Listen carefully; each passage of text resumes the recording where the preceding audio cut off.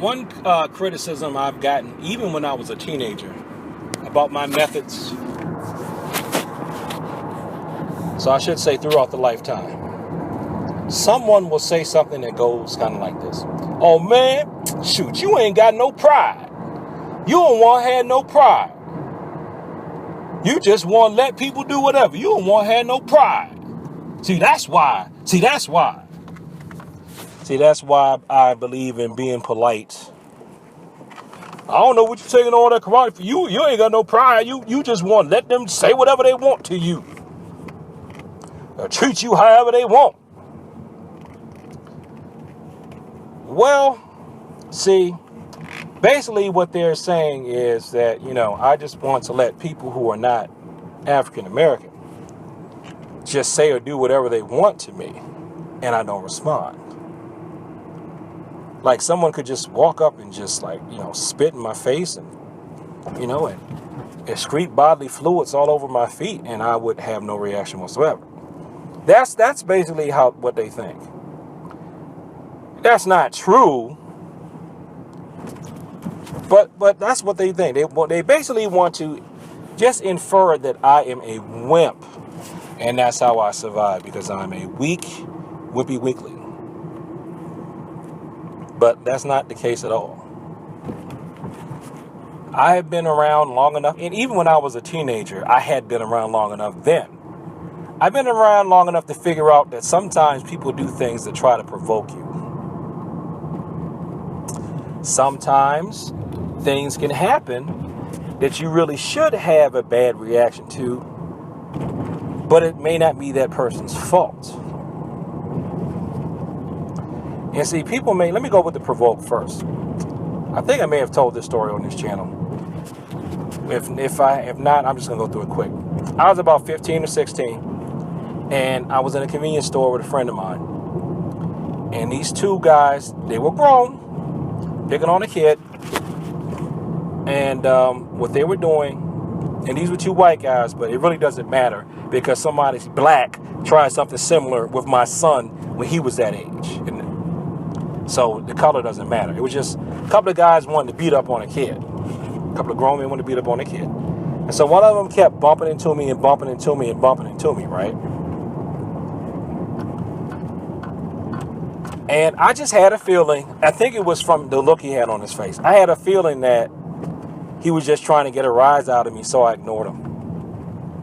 He kept trying to bump into me, and then it was so bad that he almost tripped over him. He did trip. He almost fell over himself trying to bump me, because the last time he tried to bump me with his shoulder, I moved out the way. He went into the display case. I didn't know what I did at the time, but it was actually some Thai sabaki. And he went over the display. He almost knocked the display case over. And then the friend I was with at the time, why'd you let those guys do that? Did you see that? I had your back. What'd you worry about?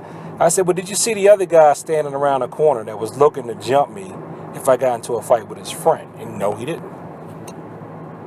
So see, sometimes it's a setup, so you have to know to let it go. Oh, and then there was that time, and this person was a black person that bumped me. And he bumped me, and I was mad, and I still said, excuse me. I just kept going. And then he bumped into somebody else, and they got into an altercation. And I was just a guy who was just looking to fight someone. And it was not going to be me.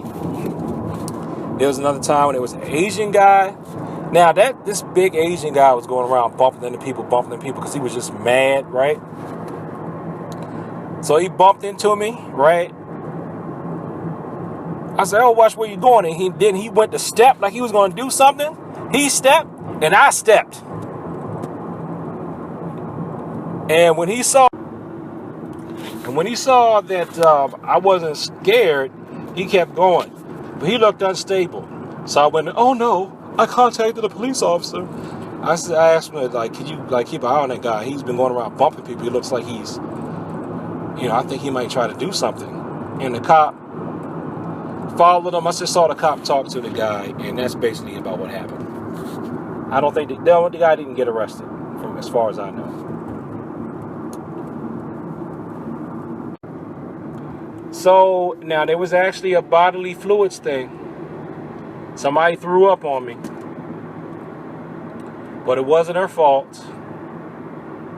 And she was so scared and embarrassed. I think she thought that I was going to hit her. It was a really just miserable, disgusting feeling having someone just literally out the blue. I'm sitting on the bus and she threw up on me. I thought she sneezed, but then there was all this stuff in the air. People aren't going to believe that I was able to block vomit. But I actually slip blocked the vomit so it didn't get on me and got on my arm. Didn't get on my face. And I moved out of the way. It was like I did that and I combined a move out of one of the tuxedo forms to slide out of the way. And she was angry. And you know, there was somebody on the bus who was watching me. He looked like a middle-aged guy that was kind of still in shape. He was like, "Oh, I thought I was going to have to fight you, man. I thought you was going to hit her or something." I looked at her, I was like, it's not her fault that she threw up on me. I'm not going to beat someone up for something that's not their fault. So,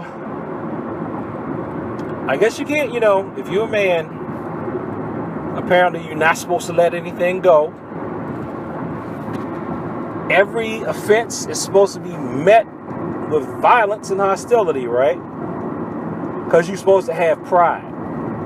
But I'm in with this. I thought pride was a sin, right? Isn't it called the sin of pride? I thought pride was one of the 7 deadly sins. Can somebody correct me if I'm wrong?